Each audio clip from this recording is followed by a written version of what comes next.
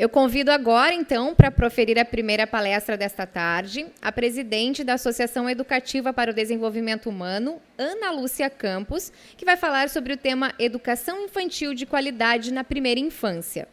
Ana Lúcia é também cofundadora e diretora-geral da Cerebrum, fundadora e diretora-geral do Centro para o Desenvolvimento Infantil Learn e Play, mestre em neurociências, psicobiologia e neurociência cognitiva, especialista em desenvolvimento cerebral infantil, membro da Sociedade Internacional Mente, Cérebro e Educação dos Estados Unidos e ainda exerceu a função de coordenadora do curso de pós-graduação em Neurodesenvolvimento e Educação no Peru, diretora do curso de pós-graduação em Neuropedagogia no Peru e Chile, diretora do curso de pós-graduação em Neuroeducação no Peru e diretora do curso de mestrado em Neurociência e Educação. Ao final dessa palestra, nós vamos ter ainda 10 minutos para perguntas que serão feitas pelo microfone. Então, eu convido agora a Ana Lúcia, por favor.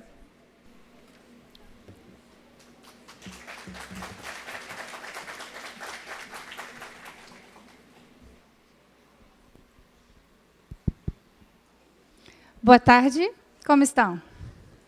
Tenho o grande desafio. Diz a história que o sistema nervoso central cede o espaço para o sistema digestivo. Ou seja, o sistema digestivo impõe ao sistema nervoso central trabalhar um pouquinho menos para a digestão. Então, vou compreender algumas olhadas de sono, algumas cabeças caídas, mas espero que, nesse momento, a gente possa se conectar para uma reflexão. Quero agradecer, em primeiro lugar, ao comitê organizador da Undime, por esse convite, pedir desculpas pelo meu português muito enferrujado. Eu nasci no Brasil, mas não moro aqui. Minha vida está dividida agora entre Chile e Peru. Nossa instituição está em 4 países e Cerebrum é um centro de neurociência, educação e desenvolvimento humano que trabalha no fomento da neurociência educacional. Como sabem vocês, a neurociência é a ciência que estuda o sistema nervoso central, o cérebro, e vê a manifestação do funcionamento do cérebro no comportamento, vê a influência do ambiente no sistema nervoso e no cérebro também. E veio, durante os últimos anos, se ramificando, se posicionando no nosso ambiente científico e em outros ambientes. A primeira rama da neurociência que se fortaleceu foi a neurociência cognitiva, mais ou menos no início dos anos 70, e logo nós vimos, com o passar do tempo, a neurociência se especializar, ter linhas de investigações muito concentradas, e vimos a abertura da neurociência social, da neurociência afetiva ou emocional, e agora a última rama da neurociência, que também nos Estados Unidos chamamos Mind, Brain and Education, que é a neurociência educacional. E me imagino que vocês estarão perguntando o que tem que ver a neurociência educacional com a qualidade da educação infantil. Então, o convite que eu faço para vocês nesse momento é que nós comecemos a refletir sobre o que pensamos da qualidade no nosso sistema educativo, principalmente no desenvolvimento infantil e na primeira infância. Como sabem vocês, desde o ano 2010, estamos fazendo muitos esforços em todos os países para cumprir vários dos objetivos plantados. Objetivos plantados desde muitos anos atrás, desde que os países buscavam o seu desenvolvimento. E em Educação para Todos se plantou um primeiro objetivo muito importante, que é o que eu ponho aqui para vocês. Expandir e melhorar o cuidado e a educação da criança pequena, especialmente para as crianças mais vulneráveis e em maior desvantagem. Esse foi o primeiro objetivo do APT. Ou seja, todos esses objetivos planteados nessa época tinham que ser cumpridos em que ano? Você lembra vocês? Nesse ano que nós estamos agora, 2015. Creem que nós chegamos já a cumprir com esse objetivo? O que vocês acham? Ainda temos muitas crianças vulneráveis fora de um sistema de atenção e de educação em diferentes países. Mas aqui a pergunta é: qual é o grande desafio que nós temos para atender as crianças da primeira infância? Para atender principalmente as crianças que realmente necessitam a reflexão que fizeram hoje de manhã, né? Quem entra e quem não entra no sistema, aqui no Brasil ainda usa a palavra creche, né? Quem tem o direito de estar ou não. Ou, por exemplo, países que trabalho, eu trabalho na América Latina como país, em quase todos os países, e tem mais ou menos 2 meses, acabo de voltar da Bolívia, de trabalhar com o governo da Bolívia, em La Paz e em El Alto, capacitando uma rede municipal que trabalha com primeira infância. Então, me contaram algo muito curioso, que é um fenômeno que se está dando em muitos países, que muitas famílias estão escondendo a televisão, escondendo os bens, porque querem ser classificados dentro do grupo de família que pode aceder ao programa, porque o programa está dirigido para famílias com muitos baixos ingressos. Quero pedir perdão do português, que estou muito mal no português. Se vocês não entenderem alguma coisa, me interrompem, que eu tento falar de novo. Certo? Se bem que vocês têm muitas visitas de argentinos, creio, não? Já conhecem um português meio misturado? Então, essa é uma situação muito crítica na América Latina, não? Não ter acesso a programas de educação, não ter acesso à atenção, e o que vai complicando mais é essa palavrinha que a gente está falando hoje, qualidade. Porque não basta ter o programa. Ter um programa por ter um programa, ter atenção por ter atenção, não vai garantir um desenvolvimento adequado, não necessariamente. Então, quais são alguns dos desafios que encontram nossos países para que nós podamos chegar a esse cumprimento desse objetivo 1? Primeiro, que seja um direito. Né? Muitas vezes, aqui no Brasil, vocês acho que não escutam essa expressão, mas em outros países dizem que as crianças nascem com um pão debaixo do braço. Aqui tem essa expressão, não? Eu digo que é mentira, isso é um mito. As crianças não nascem com um pão debaixo do braço, mas sim nascem com direitos debaixo do braço, direitos já conquistados antes mesmo do nascimento. Então, esses programas não são favores que o Estado está fazendo para as crianças. É um direito que têm as crianças de um programa de atenção e educação de qualidade, que erradique a pobreza. Por isso que tem que ser de qualidade, porque o que eu quero é aumentar a possibilidade dessa criança frente ao futuro que está aguardando ela. E a grande possibilidade é transitar, sair.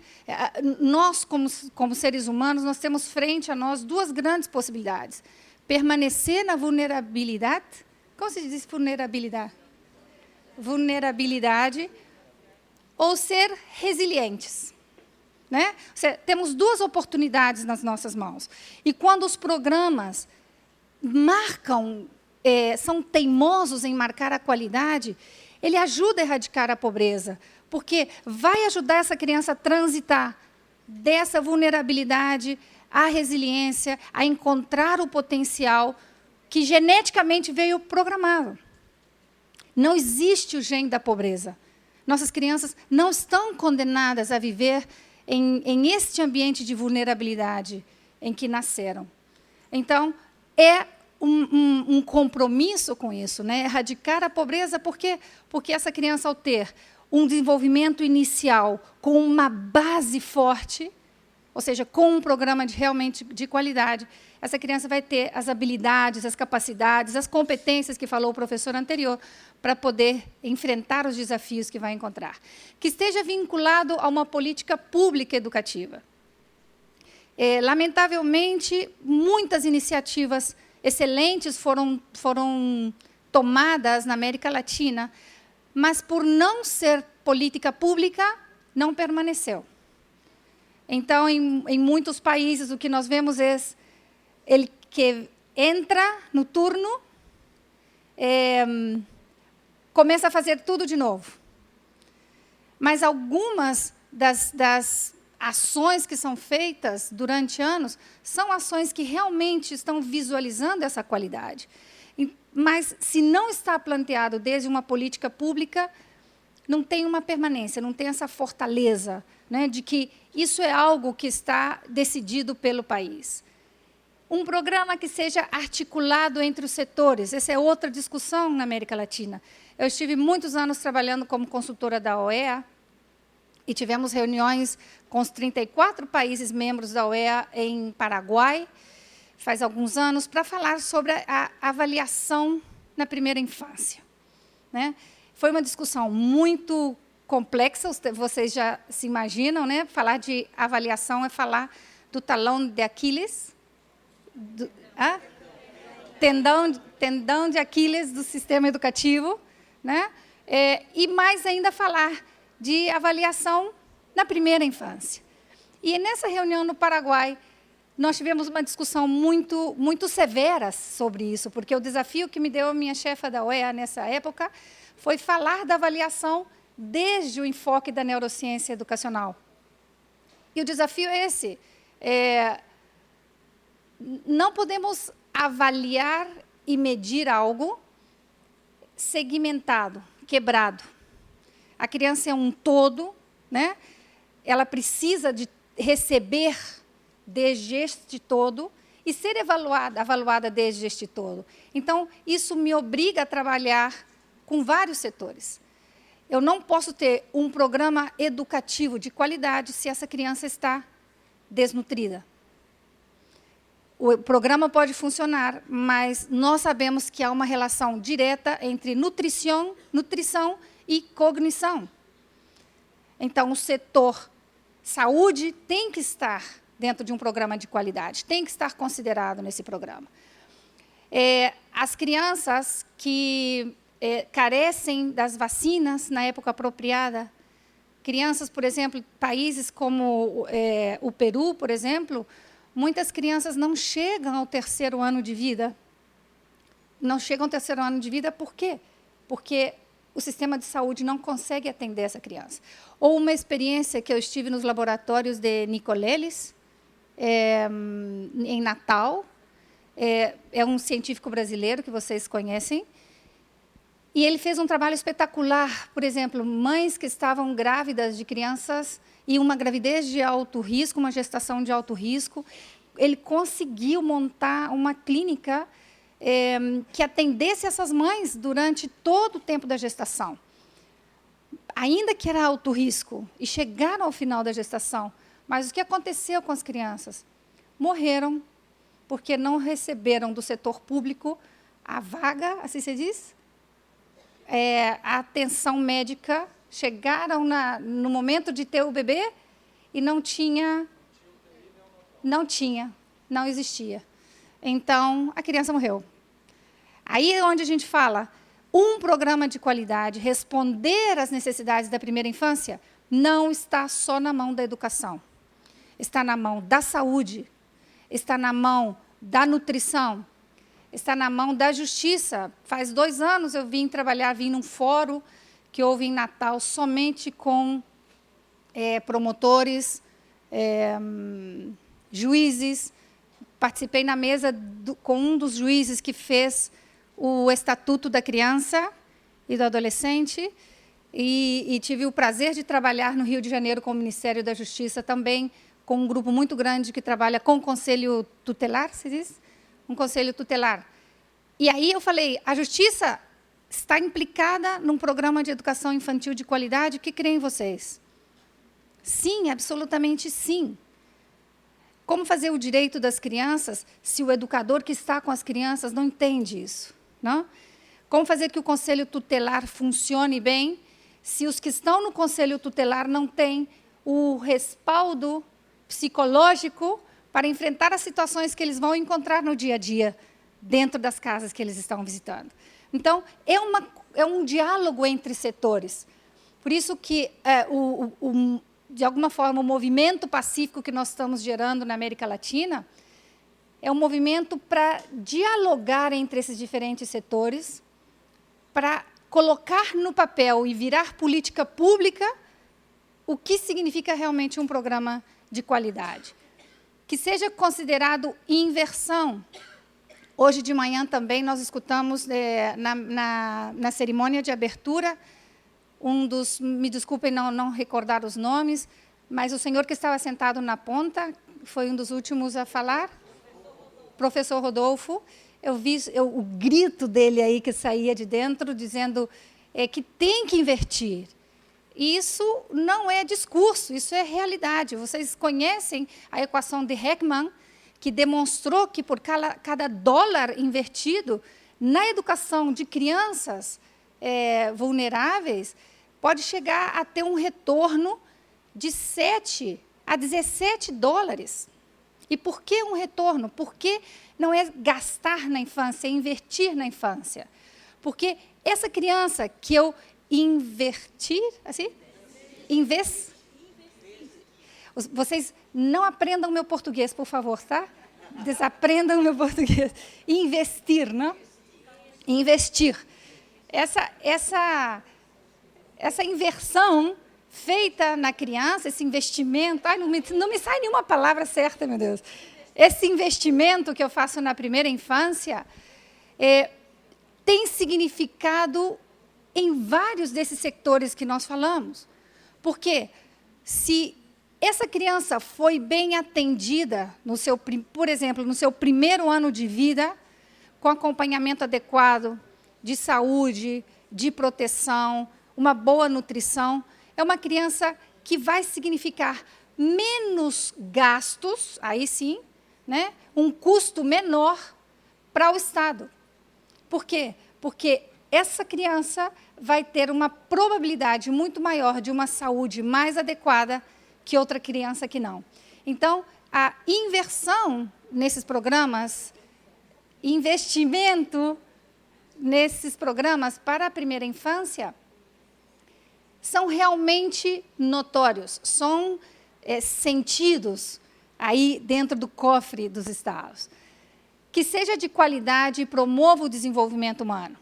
Aqui outra discussão muito forte que nós temos, né? Os programas de educação para a primeira infância não devem ser, no sentido exato da palavra, pensados como programas pré-escolares. Em qual sentido da palavra eu estou falando?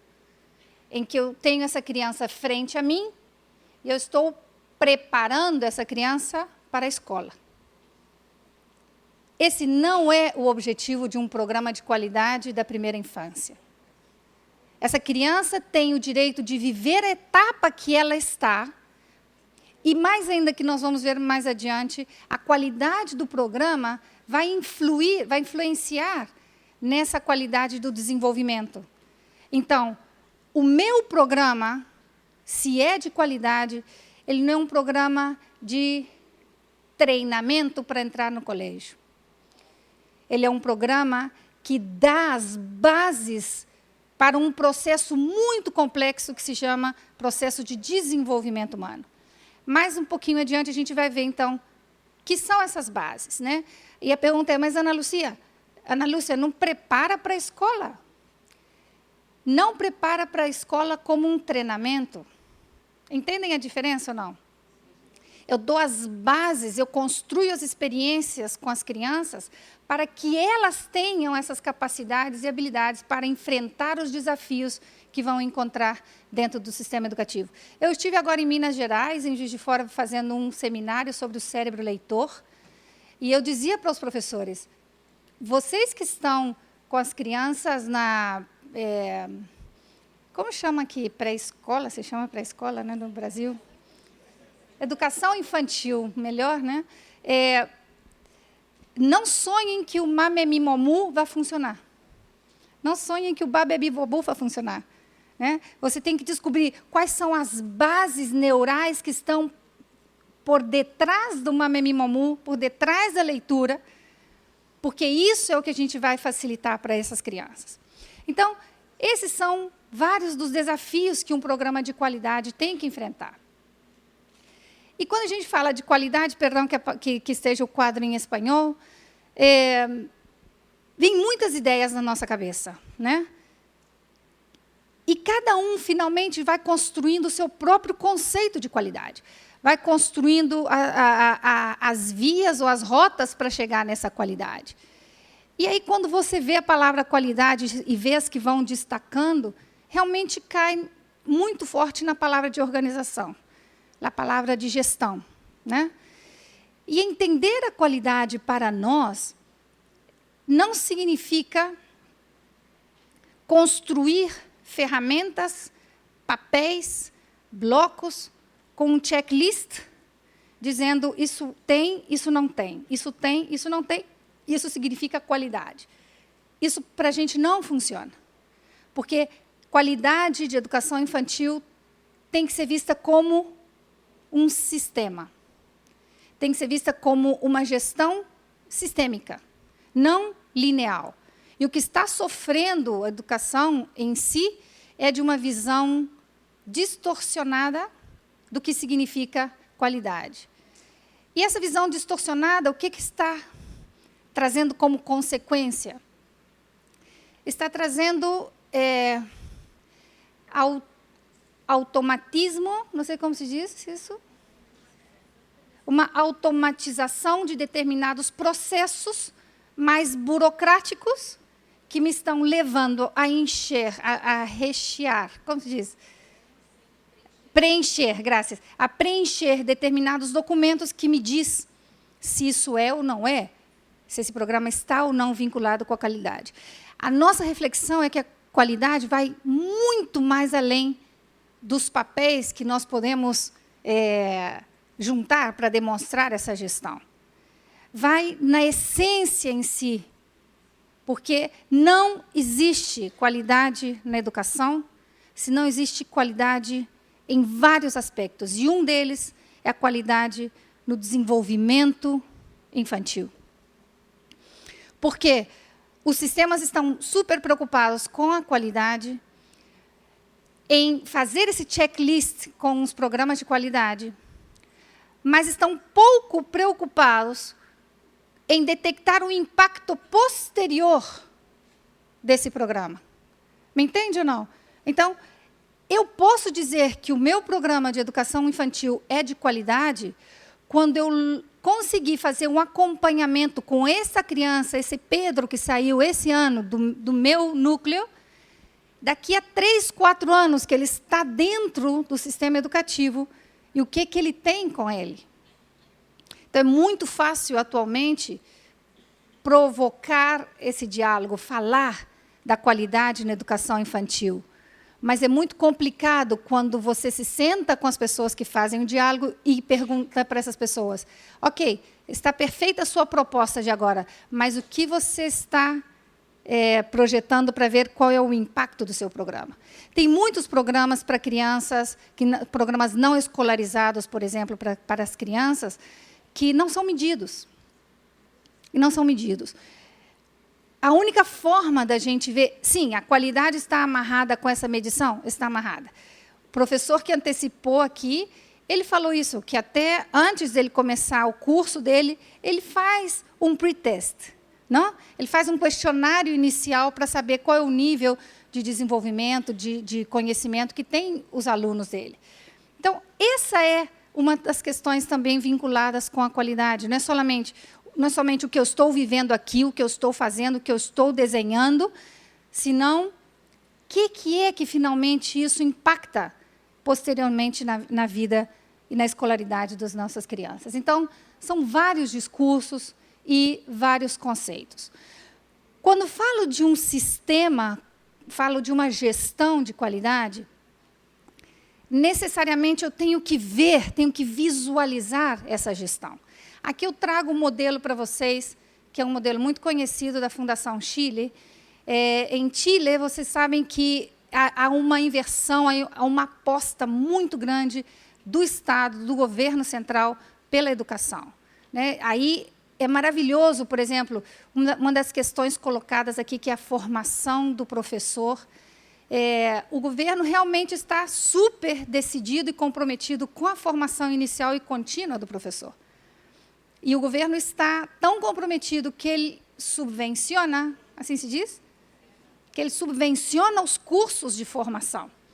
para os professores. Então, o diretor decide fazer um curso para atualização, para a formação dos seus professores, e ele tem do governo central, ele tem do Ministério da Educação a parte econômica. Então, eu gosto muito desse modelo da Fundação Chile, e mais, quero chamar atenção para uma coisa muito importante. Não necessariamente o que funciona em um país tem que funcionar em outro. O que funciona em um colégio, funciona em outro, certo? Então, aqui, vamos guardar essa diferença de contexto. Esse diagrama que eu coloco é para a gente ter uma visão geral de que é um sistema de gestão de qualidade que a gente pode trazer para a educação infantil. E nesse sistema, a gente vai conhecer processos que são centrais, processos que são periféricos, mas são processos que têm que ir caminhando, que têm que ter vida, que são dinâmicos, que vão permitir que essa qualidade seja. A corrida pela certificação da qualidade, não sei como é aqui no Brasil, mas em outros países da América Latina, há uma corrida muito forte pela qualidade, né? Colégios que tiram certificados de qualidade e colocam do lado do logotipo do colégio. Utilizam para publicidade, para o marketing. Isso não significa realmente que tenha qualidade, porque dependendo do selo que você tenha, não está certificando um aspecto importante. Por quê? Dentro do sistema educativo, os dois processos centrais são processos relacionados com o ensino e a aprendizagem. E muitos dos colégios tiram certificado de qualidade da educação com um processo de matrícula. Que tanto o processo de matrícula vai impactar no desenvolvimento infantil? Vocês acham que tem muito impacto ou não? Dificilmente, né? O processo de matrícula de um colégio, dificilmente posso ter um selo de qualidade, mas não significa muito. Então, aqui, o que a gente tem que fazer? Para ter um sistema de qualidade, primeiro que a gente faz é o diagnóstico, ou seja, é entender quem sou, como estou, o que eu faço, o que eu estou deixando de fazer. Por isso que cópia e pega não funciona, porque cada diagnóstico vai dar o retrato da instituição. Mas alguns diagnósticos são diagnósticos como a avaliação PISA, que são diagnósticos tipo foto do momento, e com Photoshop.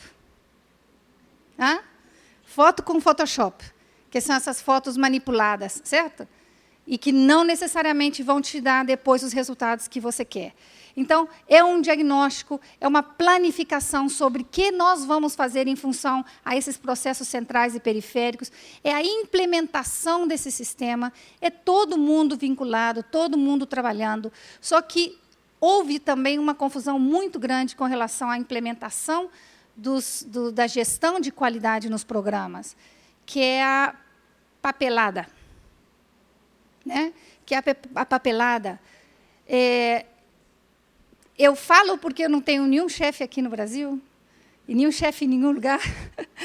Eu falo o seguinte, os países, às vezes, plantam uma coisa que eu escutava quando era pequenininha, quando eu vivia no Brasil, sarna para se coçar. Né? Inventam a sarna para se coçar. Em que sentido? Carregar nos professores muitas dessas tarefas que têm relação com o papeleo, com a burocracia. E quando eu entrevisto os professores, eles estão mais preocupados em entregar os papéis que diz que tem um sistema de gestão de qualidade, e eu pergunto, ok, se eu quisesse saber o que você fez nos últimos 15 dias para o desenvolvimento da cognição social nos seus alunos, o que você pode me dizer? E me diz, quê? Ou seja, de que adianta eu estar entregando um papel e, finalmente, no dia a dia, com a criança, eu não estou trabalhando com ela essas bases tão importantes para o processo de desenvolvimento humano. Então, na implementação, a gente tem que escolher. Claro, tem determinados momentos que é a comunidade educativa que tem que trabalhar. E os professores têm que estar incluídos nesse trabalho. Mas outros tipos de trabalho, o corpo diretivo é o que tem que tomar muito mais força dentro desse sistema de gestão de qualidade. E a avaliação, que aqui vai me remeter a esse processo de melhoria contínua. Não? Então, quando nós pensamos na qualidade dentro da educação infantil, eu não posso pensar só num bloco com perguntas e respostas para a comunidade, para o pai, para a família.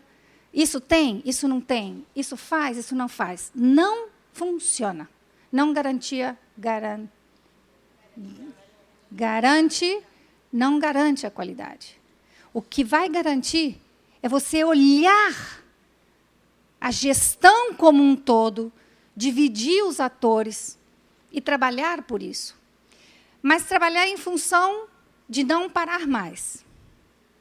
Eu sempre falo, é melhor ficar quieto, porque quando abrir a boca virou escravo, que é o mesmo tema. Estudar o cérebro humano passa a ser até um vício, né? Você nunca mais quer deixar de estudar o cérebro humano. Porque quando eu falar de qualidade dentro do meu programa de educação infantil, eu tenho que falar de algo que eu não vou deixar mais de fazer.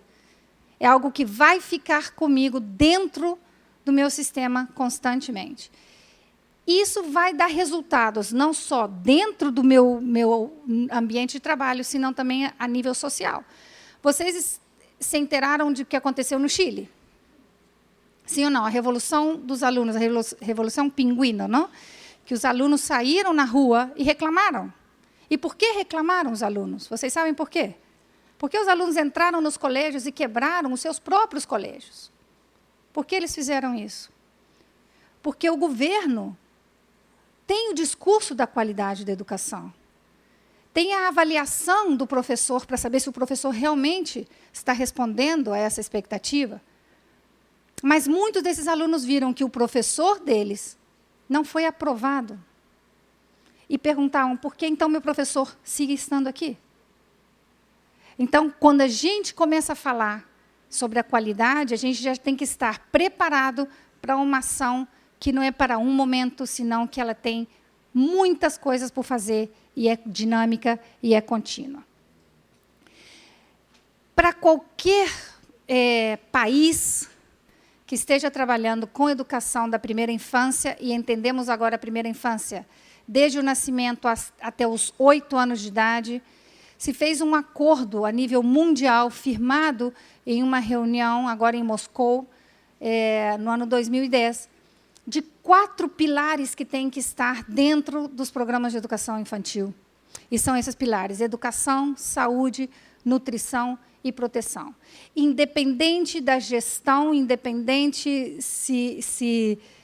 da proposta curricular, do que seja, os programas para a educação infantil são reconhecidos por esses 4 pilares. Eles devem sustentar tudo o que nós vamos fazer posteriormente. E aqui, muitas professoras me perguntam, mas como que nós vamos trabalhar o pilar da saúde, da nutrição, se nós só sabemos de educação? Aí onde a gente toca realmente um tema crucial que o professor colocou na fala dele anterior, né? A formação inicial dos professores tem que mudar, principalmente dos que estão na primeira infância. Tem que mudar. Eles têm que entender de direitos das crianças, eles têm que entender de nutrição, necessitam entender saúde. Por exemplo, nós estamos atualmente numa campanha muito forte no Chile, na Bolívia, em vários países, pela cultura da água, pela cultura de batata frita que chega na escolinha, batata frita que volta para casa. Não se abre o pacotinho de batata frita na escola. Por quê? Isso é participar do desenvolvimento da saúde dessas crianças. Explicar aos pais, esse suco saiu da cultura do refrigerante e entrou na cultura do suco, né? Ótimo, não tomo refrigerante, eu tomo suco. Mas esse suco que vem na caixinha é uma bomba para o cérebro da criança. Então, o que esperam os professores? Esperam que as crianças tenham determinados comportamentos frente a algumas estratégias que ele planteou para a aprendizagem. Ou os pais esperam das crianças, meu amor, fica quietinho 5 minutos, que a mamãe vai terminar de fazer umas coisas, mas toma esse suquinho de caixinha e come essa pipoca.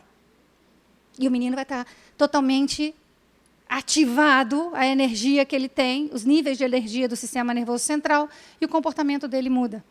Então, aí que está. São atitudes pontuais que permitem que a professora trabalhe desde a aula todos esses pilares: a saúde, a nutrição e a proteção. Agora, o que tem a neurociência educacional a ver com tudo isso? Muita coisa, muita coisa. Porque o que nós estamos fazendo atualmente é implementar nessa palavrinha qualidade, nessa busca pela qualidade no programa de educação infantil, implementar conhecimentos de outras disciplinas para permitir que realmente essa qualidade marque de forma positiva o desenvolvimento no momento e posterior dessa criança. Então, durante os últimos anos, principalmente durante os últimos 10 anos, as investigações sobre o desenvolvimento do cérebro na primeira infância, nesses primeiros anos de vida, não podem ficar fora dos nossos programas, se nossos programas querem ser programas de qualidade. Quais são algumas dessas investigações? Tive que resumir muita informação, porque em 1h30 não dá para a gente compartilhar muita coisa, mas quais são algumas dessas investigações já validadas, já super provadas, que podem entrar em consideração para a gente construir uma proposta de qualidade na primeira infância? Para ter um exemplo, para a gente poder encaixar, eu não sei se eu me explico bem, eu estou querendo fazer um jogo de rompe-cabeças, como se diz? Quebra-cabeças. Um jogo de quebra-cabeças, onde a gente vai encaixar peças que vêm de diferentes disciplinas, que vêm da educação, que vêm da psicologia, que vêm da neurociência. Então, o que a gente vê de comum, o que eu vi, o que a nossa instituição viu de comum em quase todos os programas de educação infantil que querem ter um corte de qualidade? A gente viu 4 componentes: família, centro educativo, programa integral para o desenvolvimento infantil e o perfil do educador. A maioria dos programas e das propostas de qualidade para a primeira infância tem esses 4 componentes básicos. Então, você tem aqui as 2 caras da mesma moeda. O componente família. A família espera algo do programa. A família exige algo do programa. A família quer ver os resultados do programa no comportamento, no desenvolvimento das crianças. Às vezes, as famílias esperam mais do que deveriam. Às vezes, a família pede algo que não deveria pedir. Como, por exemplo, pedir à professora... Aqui no Brasil se chamam tias as professoras? Não? No Chile se chama tia. Aqui, como se diz? Professora. Professora, não? O pai chega para a professora e diz: profe, onde estão as folhinhas? Não está mandando folhinhas para casa? Sim ou não? Eu quero fazer folhinhas. Onde está? Não corta com a tesoura, não lê. Então, muitas expectativas dessas famílias não estão de acordo com o desenvolvimento cerebral. Ninguém pode dar o que não tem. Num processo de desenvolvimento cerebral na infância, antes que essa criança possa agarrar uma tesoura, um lápis, para colorir uma maçã desse tamanho que põe numa folha, esses nervos distais que estão aqui demoraram quase 3 anos e meio para serem mielinizados, para estar maduros. Então, muitas coisas que os pais expectam, que os pais esperam, não necessariamente o sistema educativo tem que dar. Mas por que deu o sistema educativo durante todo o tempo? Não, porque meu programa é de qualidade. Então, as crianças daqui já saem lendo e escrevendo. Então, eu digo, depende da idade, não é nada de qualidade. Por quê? Porque você sabe que tem um processo de maduração do cérebro e do sistema nervoso que caminha progressivamente, mas que não está pronto em essa idade. Estamos juntos ou não? Ou o sistema digestivo está avançando? Não, estou vendo que a maioria já está lutando muito bem com o sistema digestivo. Então, a família tem expectativa, certo? A família espera algo do programa. Mas os programas, os professores, os centros educativos também têm que esperar das famílias. Tem que involucrar as famílias, tem que comprometer as famílias. E aí a gente vai ver hoje por que tem que comprometer a família. Porque simplesmente no processo de desenvolvimento cerebral infantil, quem é a primeira pessoa que marca esse processo? Quem é? A mãe. Porque o primeiro ambiente onde o cérebro se desenvolve, qual é? É o útero materno. Então, um programa, vamos apontando aí, um programa de educação infantil de qualidade, se a família não é educada junto com o programa, já não é de qualidade. Já não é de qualidade. Então, tem que se construir ações para trabalhar com a família. Ah, mas a família trabalha. Ah, mas a família nunca está. Não importa. O seu dever é acercar o conhecimento à família. Não usemos metodologia Pilatos. Lembra o que fez Pilatos?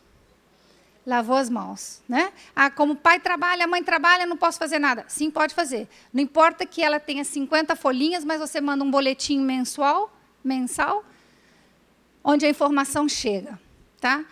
Criar escolas de pais, não sei se aqui no Brasil fazem escolas de pais que tenham sentido e significado para os pais, porque os pais chegam cansados e assentam na escola, boa noite, meu nome é Ana Lúcia, eu vim falar com vocês, senhores pais, sobre o desenvolvimento dos seus filhos. Vocês, nessas 2 horas que vão estar comigo, vão aprender muito. Já está todo mundo dormindo. Me entende? Então, a escola de pais tem que conquistar a motivação dos pais. Os pais têm que sair daí desesperados por ser melhores pais. Então, o conteúdo das nossas conversas com os pais, os diálogos com os pais, tem que ser construído em função a isso. Então, a família, os dois lados da mesma moeda. O que espera a família, mas o que nós esperamos desde o sistema educativo também das famílias. Centro educativo. A maioria dos sistemas se perguntam, para ser um programa de qualidade, o que eu preciso? Ter uma ótima infraestrutura? Checklist. Tenho mesinhas, tenho cadeiras? Checklist. Não? Tenho recursos físicos, tenho isso, tenho outro? Pá. Só que o centro educativo, com algumas desses indicadores que colocam, não significa nada para a qualidade. Quem me prova que ter uma mesinha com 4 cadeirinhas no meu ambiente físico vai me dar mais qualidade do que ter as almofadas que as crianças assentam? Me explica ou não? Depende da função que eu dou a isso. Porque se as crianças de 3, 4 anos de idade, menores a 1, por exemplo, as de 2 anos, se elas estão, durante o seu programa, assentadas nessa cadeirinha durante as 4 horas que estão aí, significa qualidade ou não? O que creem vocês? De jeito nenhum. Não significa qualidade. Por quê? Porque no processo de desenvolvimento do sistema nervoso central, tem 3 níveis que controlam o sistema motor. Para que esses 3 níveis de controle motor se desenvolvam, isso eu estou falando a nível de neurônios, para que eles se desenvolvam e sejam funcionais, o elemento principal é o movimento. É o movimento. Tá? Então, o centro educativo, dentro dessa visão de qualidade, sim, o ambiente importa? Importa. Mas que tipo de ambiente? O mobiliário importa? Importa, mas que tipo de mobiliário? né? Muitos estudos fizeram com essas carpetas que são amarradas na mesa, na cadeirinha, né? E demonstraram que o sistema nervoso tem maior desgaste para aprender, porque a postura da aprendizagem, porque o tamanho do corpo é diferente ao tamanho planteado na estrutura pelo arquiteto, dificulta a aprendizagem. Então, aqui, dentro do centro educativo estão os recursos, está o ambiente. Uma coisa impressionante, o que a neurociência vem mostrando para nós acerca do sistema visual e dos ambientes educativos? Que cometemos erros sem saber que estamos cometendo. Por exemplo, professores de educação infantil de quase todos os países. Em América Latina, o único país que eu não trabalho é o Uruguai, mas trabalho em Argentina. Não, dizem que eu não vou muito à Argentina por causa do futebol, porque dizem que o sangue brasileiro fala mais forte, né? São esses 2 países. Nos outros países, na América Central, eu trabalho até a nível de governo. Então, por exemplo, o que a gente conseguiu com o governo da Nicarágua? As salas para a educação infantil já tiram essa visão de festa de aniversário. Já viram as festas de aniversário? O que tem? Bola, colorido, coisas na parede, etc. A concepção anterior de uma escola ou de uma aula para a educação infantil de qualidade estava: coloque nas paredes tudo, né? Era a eufória do princípio do ano escolar, que todo mundo corre para colocar nas paredes tudo. O que nós estamos aprendendo desde as investigações sobre o desenvolvimento cerebral infantil? O olho, né, o cérebro tem uma preferência enorme por aprender através do sentido da vista. Mas a sobreestimulação visual é tão má quanto a falta de estimulação. Então, as paredes das nossas aulas já tomam outra função. Já não são paredes para serem enfeitadas, senão são paredes funcionais, onde a criança, ela mesma pode ir colar no espaço da parede o desenho que ela achou mais bonito, onde a professora tem a rota da aprendizagem. Rota se diz em espanhol? Em português? Rota, né? Tem uma rota, uma sequência da aprendizagem. Como se diz aqui? Roteiro, né? Onde ela vai seguindo e as crianças vão acompanhando por onde vai esse caminho da aprendizagem. Outro aspecto importante, que as mesmas professoras deixam de ser as animadoras dos aniversários, né? Bom dia! Como estão vocês? E os meninos respondem bem. Na segunda, na terça. Há países que eles cantam uma musiquinha. Buenos días, amiguitos, ¿cómo están? Muy bien. Buenos días, amiguitos, ¿cómo están? Muy bien. Aqui também? Haremos lo posible para ser buenos amigos. Buenos días, amiguitos, ¿cómo están? E o niño, a criança responde, na segunda-feira, muito bem. Na terça-feira, muito bem. Na quarta, eles estão dizendo, o que essa velha me pergunta? De novo, se eu estou bem, se eu já falei com ela na segunda-feira que eu estou bem. Ou por que tenho que responder que eu estou bem, que eu acabei de levar um tas-tas da minha mãe antes de chegar aqui? Então, o que acontece? Acontece que, nessa estrutura do centro educativo, em função que nós vamos entendendo como o cérebro se desenvolve, essa estrutura tem que cambiar, tem que modificar. O programa integral, aí vem a discussão que vocês estão aqui no Brasil. Currículo, o que fazemos com o currículo, né? Um programa tem que ter um currículo, que lineamentos a gente vai fazer para que seja um programa de educação infantil de qualidade? O mais importante é que os professores, primeiro, vejam as crianças como um ser integral. Que conheçam essas áreas que conformam essa integralidade. E que conheçam como se desenvolvem estas áreas. Porque a grande falha do sistema educativo é que não conhece o neurodesenvolvimento. Como os que fazem o currículo não conhecem o neurodesenvolvimento, muitas vezes eles pedem às crianças que façam o que elas não podem fazer. Colocam metas, capacidades, habilidades que elas não podem, todavia, construir. Por quê? Tem um processo de maduração cerebral que me leva a isso. Mas o que me importa dentro de um programa que se tenha visão integral, que não seja um programa preparatório, folhinhas não fazem crescer dendritas. Sabem o que são as dendritas ou dendritos? Não sei como se chama em português. Como é? Dendritos é masculino? Graças. É uma região da neurona, do neurônio, que capta a informação. É uma região que ela consegue se comunicar e consegue estabelecer milhares de conexões. Uma só neurona pode fazer conexão com uma ou com 10.000. As folhinhas que a gente coloca às crianças não fazem com que essas conexões se deem, não garantiza essas conexões. Me explica ou não? Não garantiza. Então, às vezes, o que eu encontro? Um grau de frustração enorme quando eu entro na aula. Quando eu vejo um programa na aula que tem uma professora, como num país que eu estava, eu entrei numa aula e a professora dizia para as crianças assim, marquem um objeto áspero. E as crianças olhavam para a folha e na cara das crianças era um question mark enorme, não? Um ponto de interrogação desses enormes e as crianças olhavam para a professora, olhavam para a folha. E isso me chamou a atenção e eu me acerquei assim um pouquinho para ver o que tinha nessa folha.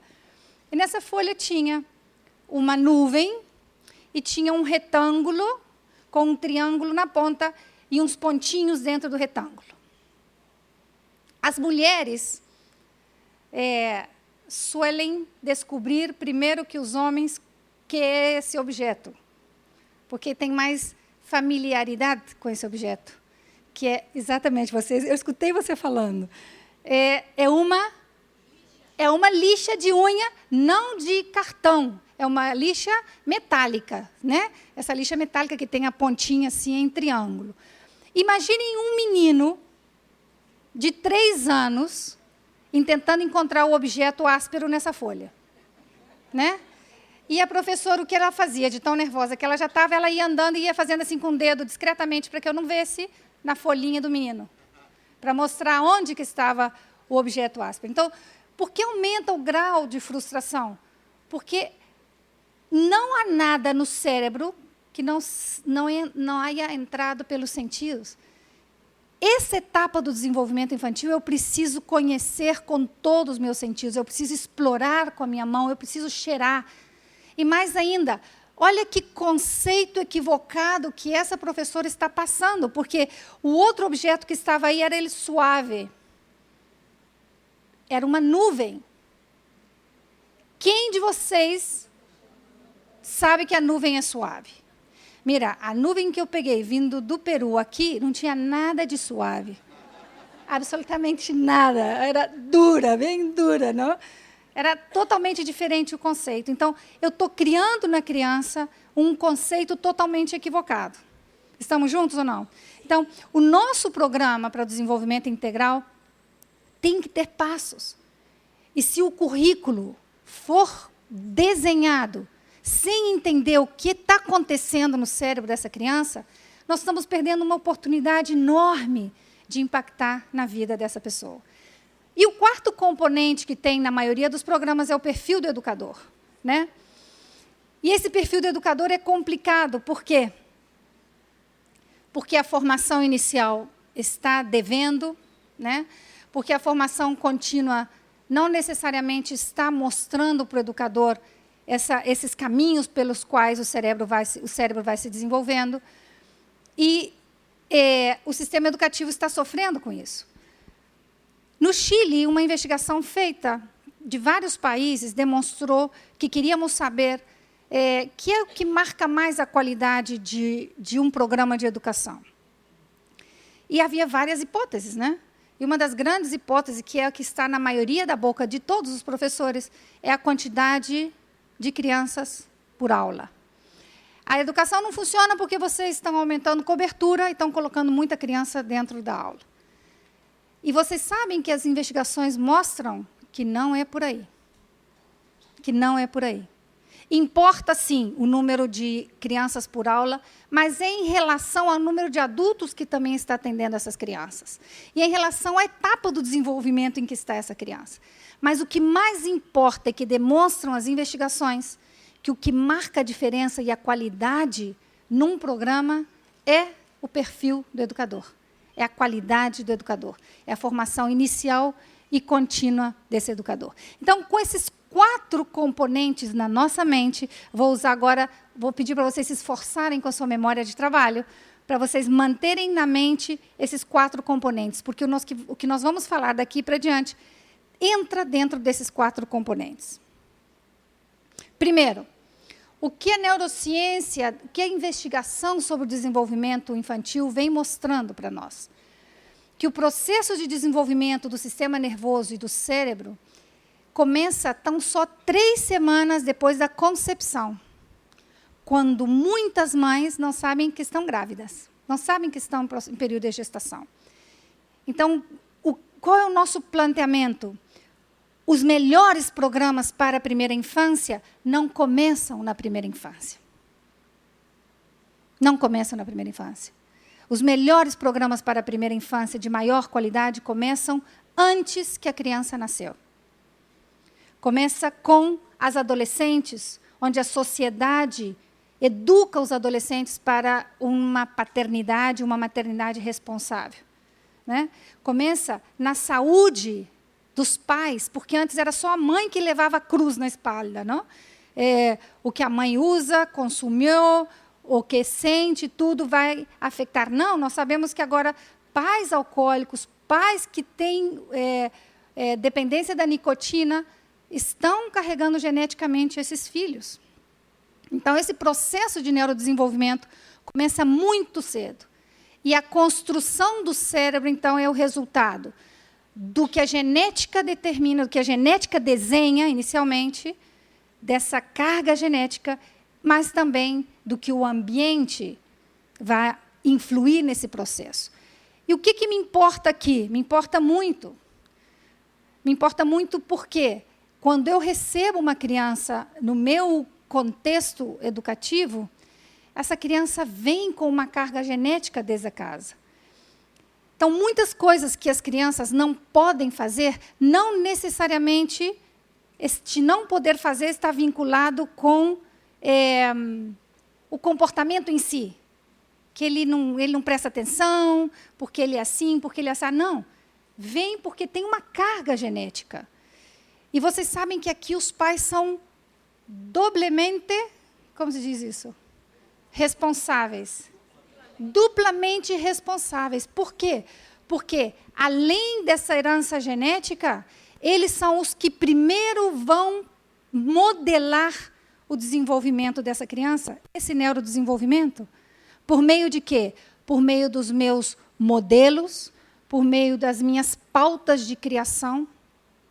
Então, a influência dos pais no desenvolvimento da criança é muito forte. É muito forte. Por isso que nós não podemos tirar os pais dos nossos programas de primeira infância. Nós temos que educar os pais, porque a carga que eles passam para as crianças tem uma força muito forte. O que a gente entendeu agora que foi super importante? Que o que se dizia antes, que era só a genética que determinava, não é certo. Né? A genética faz o desenho inicial desse processo de neurodesenvolvimento, mas o sistema nervoso central deixou uma porcentagem para que o ambiente continuasse esse projeto. Então, aqui, onde vem esse diálogo entre herança genética e entorno. E por que os programas da primeira infância são críticos para toda a escolaridade? Para todo o processo de desenvolvimento de um ser humano? Porque há uma porcentagem muito grande de margem que o sistema nervoso central deixou para que o ambiente influa. E quisera que vocês observaram esse processo de crescimento e desenvolvimento do cérebro. Olhem só, há tão poucos 2 anos de idade, como é que o cérebro alcançou um desenvolvimento e um crescimento tão significativo assim? Aí vamos ao tema da atitude do professor, da atitude dos pais. Né? Um cérebro que vem desesperado por desenvolver-se, por aprender, necessita sacar do ambiente todos os insumos e os recursos para isso. Mas o adulto, sem o conhecimento desse processo, limita Por exemplo, essas diferentes áreas do cérebro vão amadurando, como se diz? Amadurecendo paulatinamente. E esse amadurecimento paulatino vai sendo demonstrado no comportamento. Então, como o exemplo que eu dei para vocês dos sistemas motores, esses diferentes níveis de controle motor vão provocando habilidades motoras. Mas eles só vão avançar com a possibilidade de movimento. Então, o que fazem as professoras? Essa criança não para sentada. É hiperativo. As mães, por que você não para de se mover? O dos pais dos mais pequenininhos, não pode trepar. Não pode correr que cai. Não pode fazer isso porque vai acontecer outra coisa a mais. Então, o que faz desde o ambiente? Faz o quê? Um freio, provoca um freio, uma contenção nesse processo. Então, os programas para a primeira infância são cruciais para o desenvolvimento humano, são cruciais para o sistema educativo, porque nessa etapa da primeira infância há um processo de desenvolvimento muito significativo no cérebro. Não significa tampouco como o mito dos 3 anos, né? Se não faz durante os 3 anos, o cérebro perdeu a oportunidade. Não é assim. Mas sim, tem muitas coisas que nos primeiros anos de vida tem que viver, muitas experiências que têm que viver as crianças, porque o cérebro necessita dessas experiências para se construir. Por isso que nós chamamos essas experiências de experiências, na nossa linguagem, de experiências significativas, como na linguagem pedagógica. Né? Por que são experiências significativas? Porque como o sistema nervoso central e o cérebro deixou essa porcentagem, ele fica altamente sensível a alguns estímulos. E esses estímulos necessitam estar nas experiências vividas pelas crianças. Aqui, vocês recordam o caso de Amala e Kamala? O que aconteceu com Amala e Kamala? Um acidente aéreo, morrem os pais, Amala e Kamala sobrevivem e são cuidadas por quem? Por los lobos, não? Mas o que acontece com Amala e Kamala? O cérebro de cada uma delas veio programado geneticamente para um sistema de comunicação. Mas qual foi o sistema de comunicação que elas construíram? De uma linguagem humana articulada, sim ou não? Não foi. Não foi. Tinha um sistema de locomoção programado geneticamente? Sim. Tinha o nível medular, o nível subcortical, o nível cortical, para dominar os movimentos. Mas o sistema de locomoção de Amala e Kamala, como era? Como dos lobos. Essa corteza motora que faz isso com os meus dedos, ela necessita do estímulo e da experiência. E vocês olham aí, veem na foto que elas não conseguiam utilizar a mão como essa ferramenta que nós utilizamos. Então, aqui a pergunta vai: o ambiente influi ou não no desenvolvimento? Totalmente. Por quê? Porque influi no desenvolvimento do cérebro. E aqui existem algumas experiências que necessitam ser vividas pelas crianças, nesses primeiros anos de vida. Experiências que a gente pode, assim, se vocês me dizem, quais são as principais que o cérebro está altamente sensível nos primeiros anos de vida, que não pode faltar? Com uma mão a gente fala delas: linguagem, audição, visão, movimento e afeto. Não podem faltar essas 5 experiências. Por quê? Porque o cérebro necessita dos estímulos que estão no ambiente para ser funcional. Exemplo: todos os neurônios que migraram para o occipital, que é uma corteza que está vinculada com o que entra pelos olhos, para eu interpretar o mundo pelos olhos, veio um grupo de neurônios especializados em movimento, outros especializados em cor, outros especializados em forma, outros em tamanho, etc. Eles se agregam, se reúnem, construem essa corteza, mas não são altamente funcionais. Porque eu só posso dizer que isso é grande ou é pequeno em função a quê? Em relação a quê?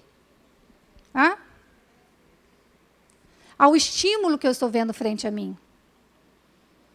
Então, esses neurônios só vão ser funcionais quando o estímulo estiver aqui, frente a eles. Então, é muito importante construir experiências de qualidade. Um dos meus professores nos Estados Unidos nos dizia garbage in, garbage out. O que significa isso? Lixo que entra, lixo que sai. Então, as experiências que são construídas dentro destas áreas podem ser tanto de qualidade ou não. Ou não. Vou dar um exemplo. Em vários países da América Latina, o fonema B se solapa com o fonema V. Yeah? Então, a palavra vaca, ortograficamente, se escreve igual. O português, V-A-C-A. Mas eles falam baca. E quando a criança começa a escrever, que escreve a criança? Baca, com B, não com V. E o professor para frente a eles e diz, pero Pedro, por que escreviste vaca? Não se escreve vaca, se escreve vaca. Entendem? Esse cérebro leitor se construi com o processamento auditivo, com o fonológico. E para esse cerebrito que está em processo de desenvolvimento, ele está escutando o mesmo fonema. O mesmo fonema. Então, garbage in, garbage out. Né? Lixo que entra, lixo que sai. E o professor tem muita responsabilidade. Que outra investigação que é muito importante para a gente considerar dentro dos nossos programas, para que sejam de qualidade? Save and return. O que significa isso? É esse dar e receber. É que eu te olho e você me olha. Você me fala, eu te escuto. Eu te falo e você me escuta. Né? Essa interação positiva que provoca uma ação em um e uma resposta no outro, modifica a construção do cérebro. Então, aí vem as grandes perguntas. Como quero que as crianças, no primário, tenham uma leitura fluida, se na educação infantil não tiver espaço para desenvolver a linguagem oral? Linguagem oral é o primeiro degrau que sobe o cérebro leitor para ler. Então, se em educação infantil eu não tenho a hora da conversa, onde eu escuto, onde eu falo, se eu não dou essa oportunidade para as crianças, não só o desenvolvimento de agora vai estar marcado, senão todas as habilidades posteriores que vão vir. Então, o servir, retornar, dar, receber, falar, escutar, são interações que vão modificar o cérebro. E o que está acontecendo que é uma coisa que o currículo, às vezes, fica complicando a vida? Quando o que se propõe é muito, e quando isso se torna como o meu mapa do dia a dia, que faz o professor finalmente? Não tenho tempo. Eu tenho que avançar com isso, avançar com o outro, então eu não tenho tempo para fazer self-return. Não tenho tempo para te escutar. Vocês somente escutam a mim. Não tenho tempo para que você indague. É incrível. O pensamento científico no cérebro humano se desenvolve nos primeiros anos de vida. Mas se desenvolve através de quê? Da oportunidade de indagar, de fazer hipóteses com pensamento crítico. Mas, no sistema educativo, muitos professores de educação infantil, o que querem? Convergir, né? Escutem. Nos colocamos de acordo com uma só atitude. Por que é importante esse programa e que seja de qualidade? Pela alta plasticidade que tem o cérebro humano. O cérebro é plástico, o cérebro se deixa modelar durante toda a vida, mas nos primeiros anos de vida, como ele vem com essa fome de aprender para que se construa, para que seja funcional, ele se faz mais plástico ainda na infância. Então, essa plasticidade, tem 3 tipos de plasticidade cerebral. Uma plasticidade independente da experiência, uma plasticidade expectante da experiência e uma plasticidade dependente da experiência. Os professores que estão nos programas de educação infantil trabalham mais em função da plasticidade dependente da experiência. Os pais são super responsáveis dessa plasticidade expectante. Por exemplo, esse sistema visual que veio com essas ganas, com essa vontade de entender o mundo por meio da vista, se a mãe tira a criança da maternidade e chega em casa, a maioria de costumes tradicionais que faz? Apaga a luz, fecha as cortinas, né? Fala assim, porque nessa casa tem um recém-nascido. Como é recém-nascido, ninguém fala alto. Mas esse sistema auditivo plástico está expectando, está esperando o estímulo que venga para poder se fazer cada vez mais funcional. Movimento. A criança já vem movendo-se desde o útero materno.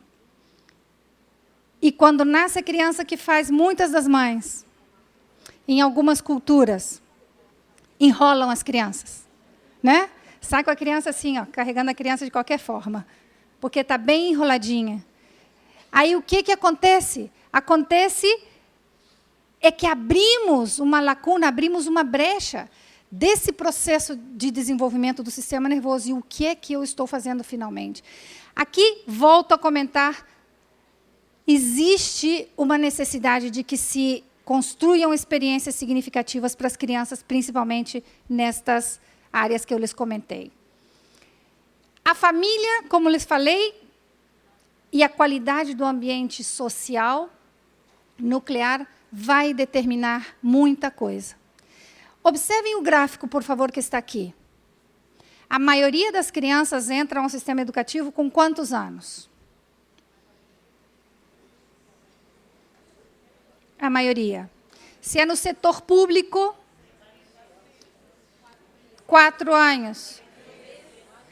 A maioria, a maior cobertura. Depende também do estado, será? Por exemplo, existem países que começam a ter cobertura a partir dos 4 anos de idade. Dos 4 para baixo são iniciativas paroquiales, como se diz?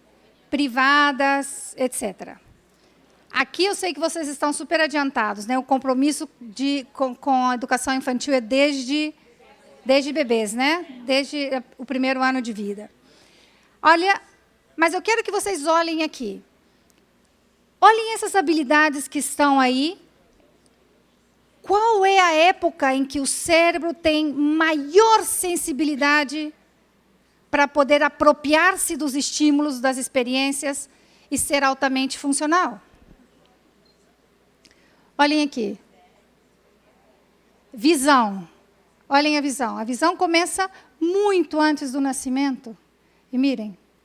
Por isso que nesta época de alta plasticidade, principalmente aqui, tenho que cuidar desse sistema visual. Tenho que cuidar de experiências para esse sistema visual. Então, volto ao exemplo da leitura.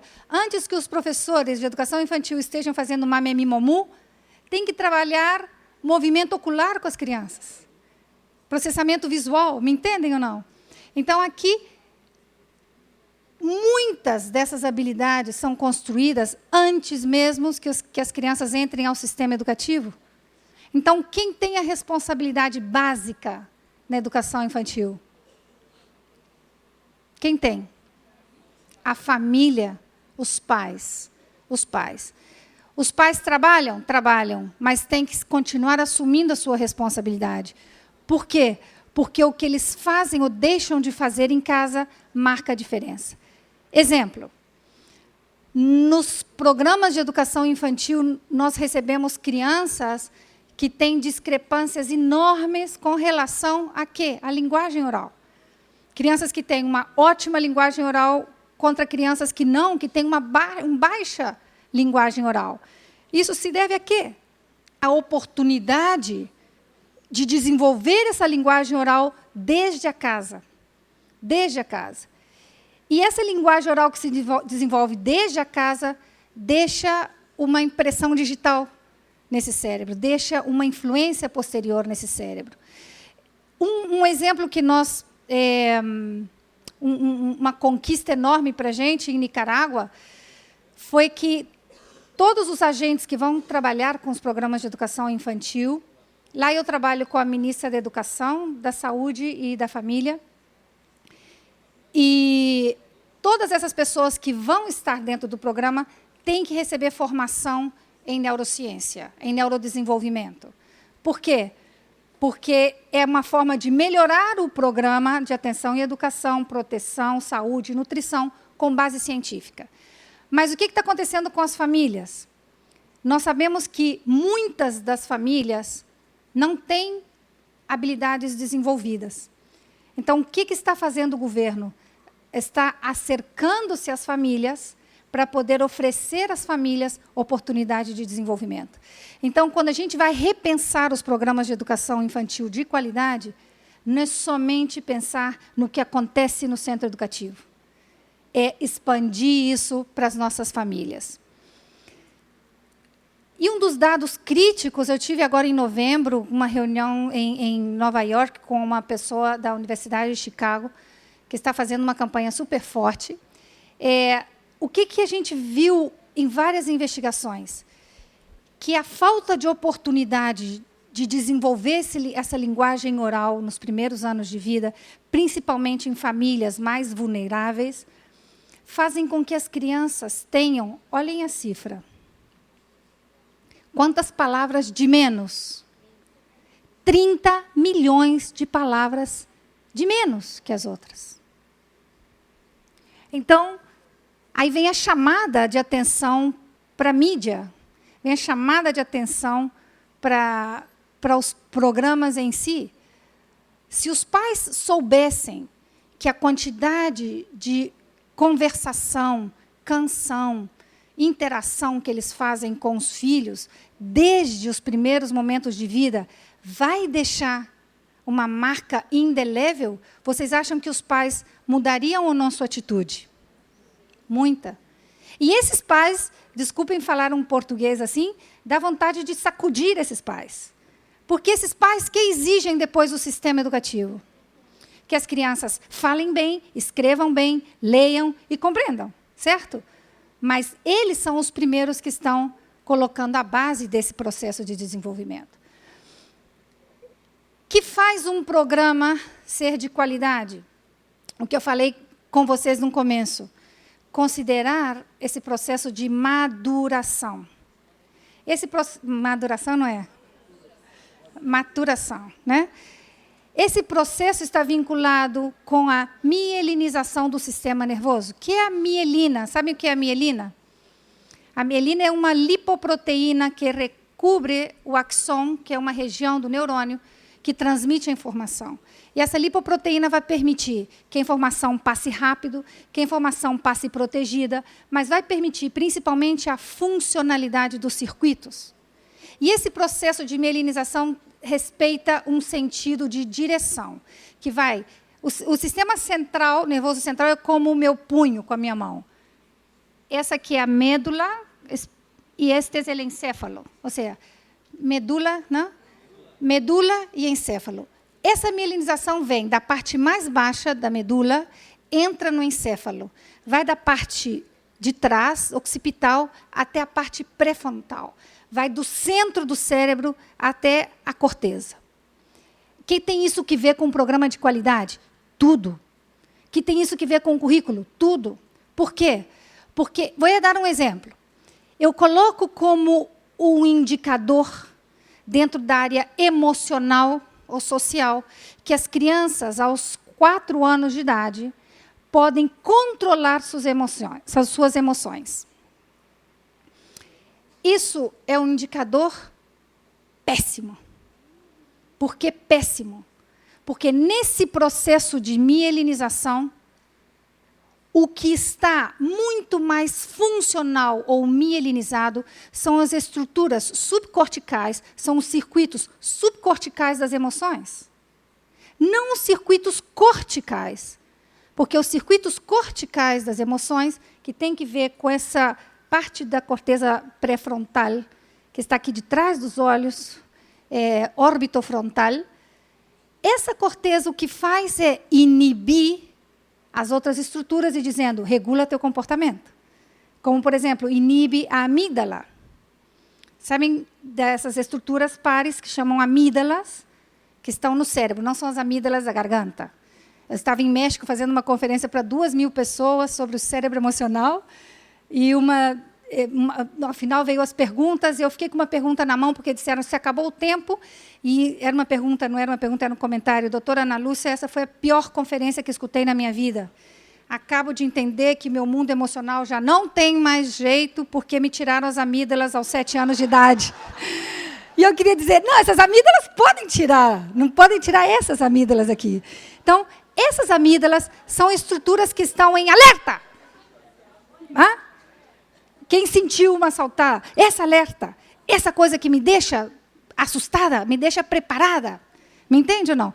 Essa estrutura está muito mais madura nessa criança de 4 anos. Que a corteza orbitofrontal, que diz à amígdala, espera um pouquinho, isso não é o que você pensava. E essa amígdala jamais vai deixar de atuar, porque é uma estrutura que veio geneticamente programada para a nossa supervivência, para ajudar a gente na supervivência da nossa espécie e como indivíduo. Um exemplo, quando a primeira conferência que eu dei no Peru, faz muitos anos atrás, lá também tem muito terremoto, Chile, Peru, a gente vive com terremoto aí.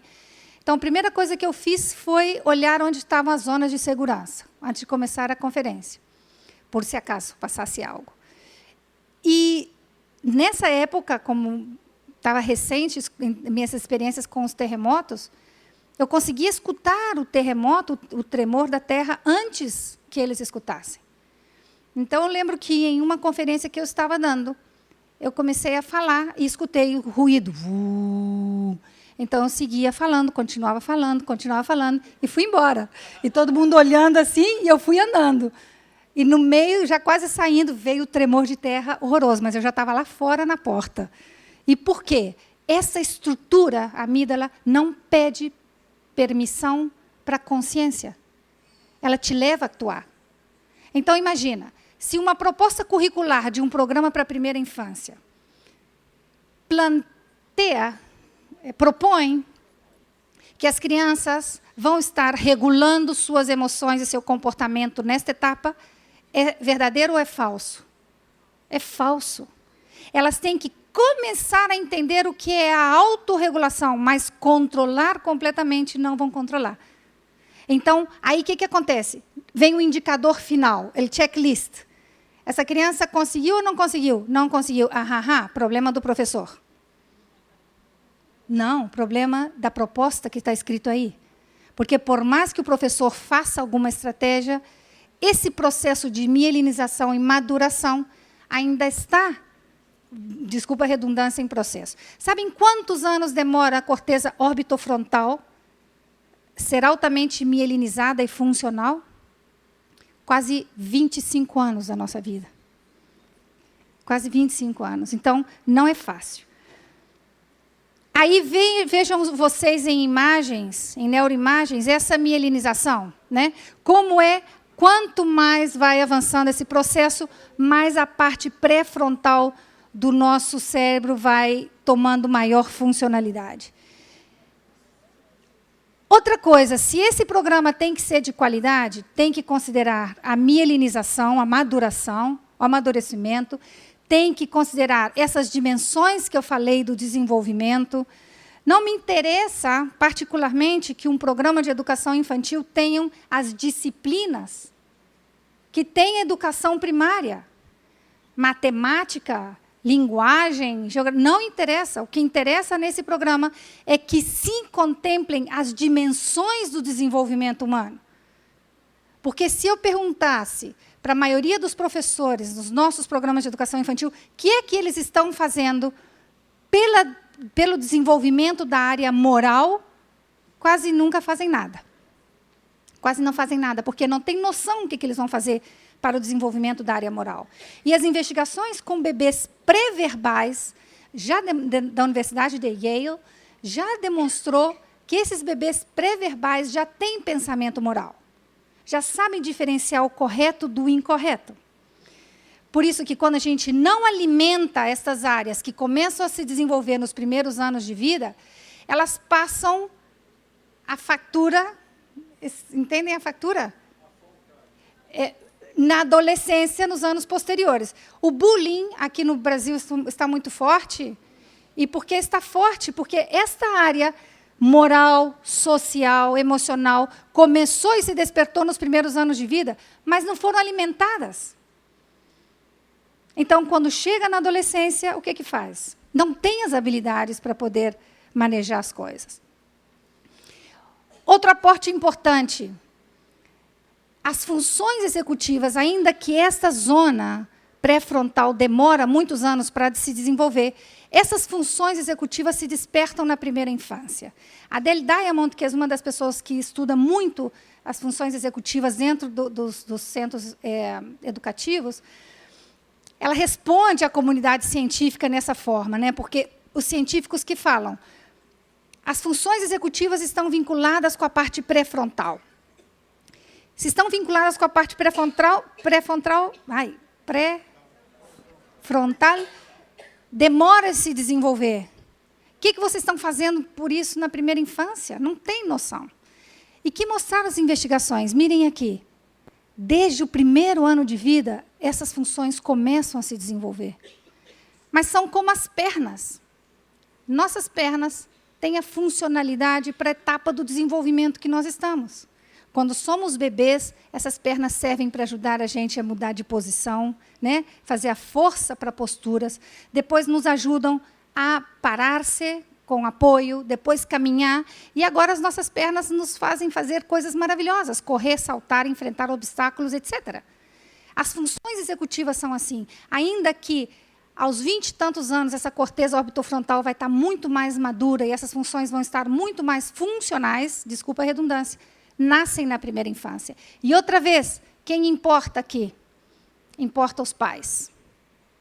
O nível de educação dos pais influi no nível das funções executivas dos filhos. Tem 3 categorias de funções executivas. Memória de trabalho, controle inibitório, flexibilidade cognitiva e um mundo enorme de habilidades que estão vinculadas a essas funções. Os pais que não têm, por exemplo, alfabetização, não são alfabetizados, são pais que diminuem a capacidade do desenvolvimento cerebral dos seus filhos. Essa foi outra experiência super linda em Nicarágua. Eles fizeram um censo agora para descobrir todas as mães e os pais que são analfabetos, para poder alfabetizar esses pais. Por isso, volto, um programa de educação infantil de qualidade, a escola tem que abrir a porta para essas mães. Tem que abrir a porta para essas mães. A capacidade de autorregulação é outra... Creio que eu vou comer um pouquinho, que eu quero passar 2 vídeos pequenos, porque já me marcasse o tempo, né? Outra coisa que a gente veio notando muito nas investigações de neurociências que importam. A maioria dos programas de educação infantil trabalham com uma técnica de heterorregulação. O que é a heterorregulação? Eu te regulo. Eu, todo o tempo, diz o que você pode e o que você não pode fazer. Então, eu estou todo o tempo guiando as crianças. Isso não pode, isso não pode. Mas nós, seres humanos, temos uma capacidade de autorregular-nos. O que a gente precisa é entender as experiências, entender o ambiente e construir essa autorregulação. E essa autorregulação, o que vai ajudar? Não somente vai ajudar no comportamento. Essa autorregulação vai ajudar a desenvolver funções executivas, vai ajudar na leitura, vai ajudar na matemática, vai ajudar no êxito acadêmico. Porque se eu não estou autorregulado, eu não presto atenção. Então, muitas vezes, quando os educadores da primeira infância veem uma criança que não está autorregulada, usa a metodologia Pilates, deriva para um psicólogo ou para um médico, e o médico mete Ritalin. E a criança é regulada desde uma química que entra no seu cérebro. Aqui eu quero mostrar para vocês um bebê como se autorregula. Ele passa por uma experiência com a mãe dele, ele se assusta muito com essa experiência, depois ele entende o que essa experiência não significa uma ameaça para ele e se autorregula. Tá? Por favor, Fábio.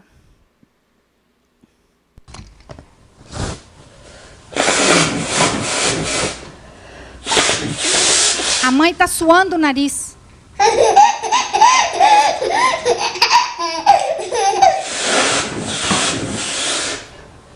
Na segunda, se assustou de novo. Mira na terceira, se autorregulou.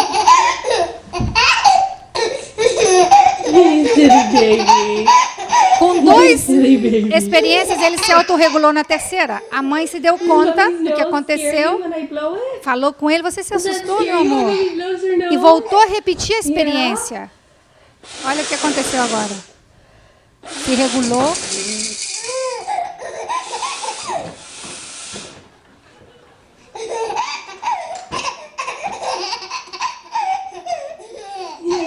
Então, o cérebro adulto diz, depois dessa experiência, já aprendeu e já se regulou.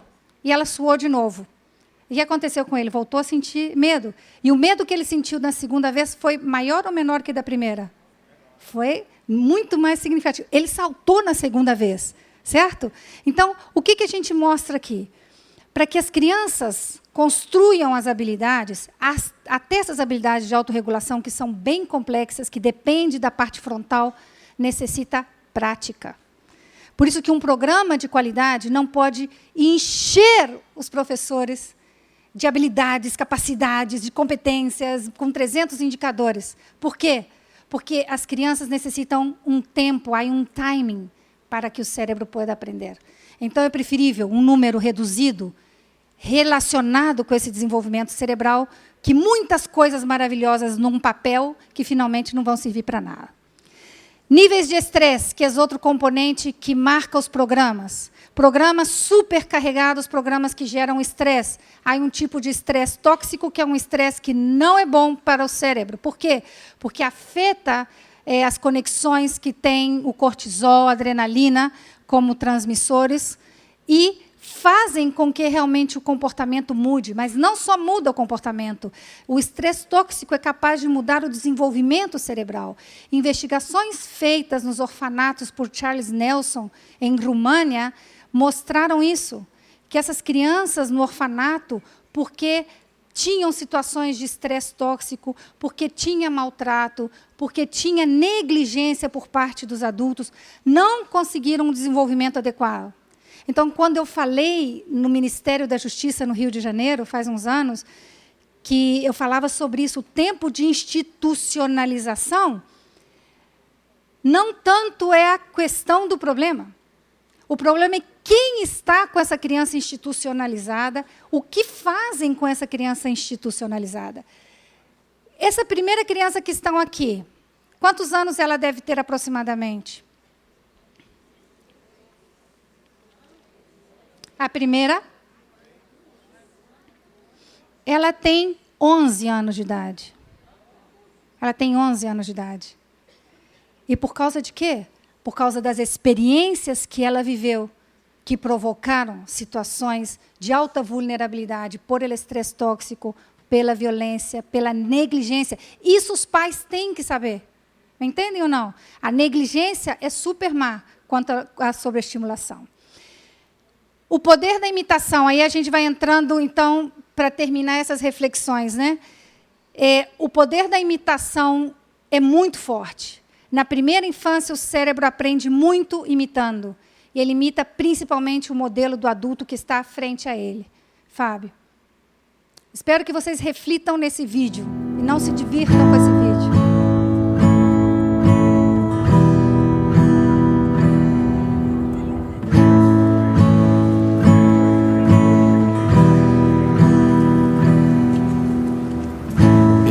looks like rain again today.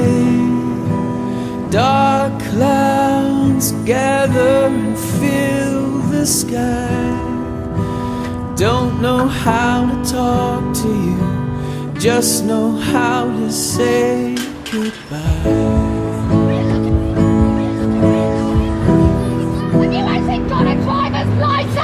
I don't think so. Did you see us back there? Go back where you came from. Learn this movie. Go back where you came from.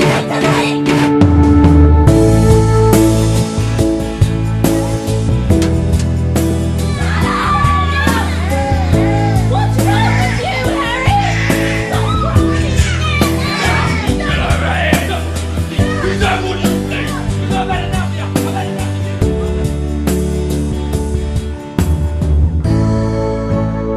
Crianças veem, crianças fazem. Então, dentro dos nossos programas, a qualidade é super importante, principalmente do adulto que está à frente a elas. Ana Lúcia, como que a gente vai trabalhar? Como que a gente mistura tudo isso, neurociência, qualidade, educação? Brincando. Falaram aqui antes de manhã, brincar é o alimento essencial do cérebro na infância. O que marca a diferença? A diferença marca o perfil do educador. Tem diferentes jogos que a gente pode construir nas nossas aulas, que enquanto eles estão brincando, o processo de desenvolvimento se vai dando de uma forma muito organizada. A planificação das atividades. Um programa de qualidade não admite improvisação. Por que não? Porque, como esse cérebro é plástico, está sendo modelado pelo ambiente, se eu não planifico a minha ação, eu estou desperdiçando um processo de desenvolvimento significativo. Aqui vejam vocês o que eu falei, né? Essa diferença que tem da linguagem nos primeiros anos de vida não se revertem. Elas vão comigo e me acompanham todo o tempo. O cérebro pode reorganizar a informação frente a uma experiência, dando sentido e significado, e sempre quando ele coloca atenção, mas tem uma subjetividade. O que vocês estão vendo aqui nessa imagem? Para os cérebros adultos de vocês, quase todos veem o quê? Uma senhora e uma jovem. Uma senhora e uma jovem. Essa figura foi titulada Minha Mulher e Minha Sogra. Aqui vocês veem a senhora. Vem a senhora ou não? Uma velhinha com com echarpe branca. E a senhora? A boca da senhora é o que da jovem? É o colar, certo? Os olhos da senhora é o que da jovem? A orelha. Então, imaginem, quem viu a senhora, levanta a mão. Quem viu a senhora? Todos vocês que viram a senhora, sinto muito informar, têm uma lesão cerebral.